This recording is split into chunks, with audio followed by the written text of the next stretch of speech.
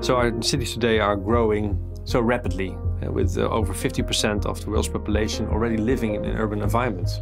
By 2050, with a predicted world population of almost 10 billion people, our current resources and urban living spaces will be near exhaustion. But I think the biggest problem is inflexibility. How can you respond to things that you know, and how can you respond to things that you don't know? Because there will be challenges that we can't even think about today. The challenges with urbanization and this trend in urbanization is often the food is grown outside the cities and then it has to be transported to the cities. By growing near city centers, it shortens the time at which product could come to market and it could be enjoyed. We need a new paradigm of how we're going to feed our people. Vertical farming is illustrative of how technology can do more with less to feed the future.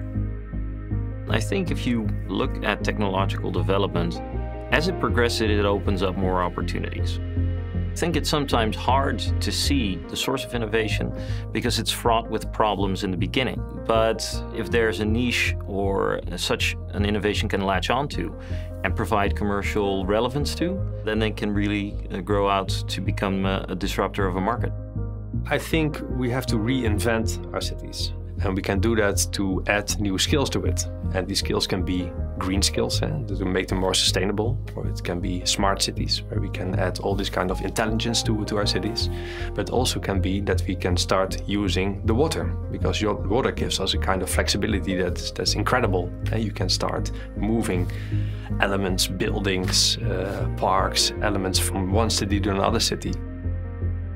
Urban farming is not the solution that's going to solve all our problems, but we're one of the solutions. We as humanity have to think differently. We could grow a plant in 16 days what otherwise takes 30 days. Because of seasonality in the field, you typically have 3 crop turns. At Aero Farms, we have 22 a year. And that allows us to have 130 times the productivity versus a field farmer. Right now, if you would take the cloud, consumes the amount of electricity anywhere between India and Japan. In terms of energy consumption, it would rank 6th as a country.